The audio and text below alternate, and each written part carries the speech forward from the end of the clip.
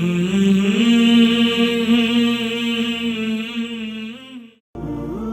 اللہ الرحمن الرحیم۔ رسول اللہ صلی اللہ علیہ وسلم نے ارشاد فرمایا، زکوٰۃ وصول کرنے والا تمہارے پاس سے خوش ہو کر واپس آ جائے۔ رسول اللہ صلی اللہ علیہ وسلم نے فرمایا، مال کو تھیلی میں بند کر کے نہ رکھنا، ورنہ اللہ پاک بھی تمہارے لیے اپنے خزانے میں بندش لگا دے گا۔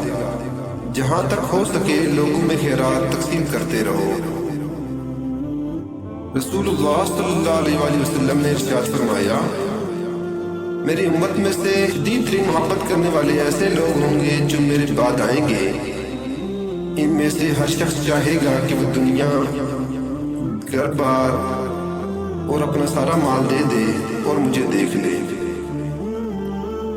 رسول اللہ صلی اللہ علیہ وسلم نے ارشاد فرمایا، اس امت میں سے اللہ کے بہترین بندے وہ ہیں کہ جب ان پر نظر پڑے تو اللہ تعالیٰ یاد آ جائے۔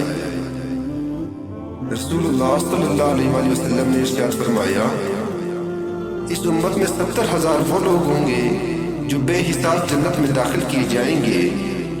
یہ 70,000 وہ لوگ ہوں گے جو بدفعلی نہیں کرتے، نہ منتر سے جھاڑ پھونک کرتے ہیں اور نہ ہی داغ لگاتے ہیں، بلکہ اپنے رب پر بھروسہ کرتے ہیں۔ رسول اللہ صلی اللہ علیہ وسلم نے ارشاد فرمایا، بلا شبہ تمہارا رب بہت حیا والا اور سخی ہے۔ بندہ جب اس کی طرف اپنا ہاتھ اٹھاتا ہے تو اسے حیا آتی ہے کہ انہیں خالی ہاتھ میں اٹھا دے۔ اس عورت کی تو نماز ہی قبول نہیں ہوتی۔ رسول اللہ صلی اللہ علیہ وسلم نے ارشاد فرمایا، جو عورت مسجد کے لیے خوشبو لگا کر آئے اس کی نماز قبول نہیں ہوتی حتیٰ کہ وہ واپس آ جائے اور اس اہتمام سے غسل کرے جیسے کہ جنابت سے کرتی ہے۔ دوستو، مزید ویڈیو کے لیے ہمارے چینل کو سبسکرائب لازمی کریں۔ بہت شکریہ۔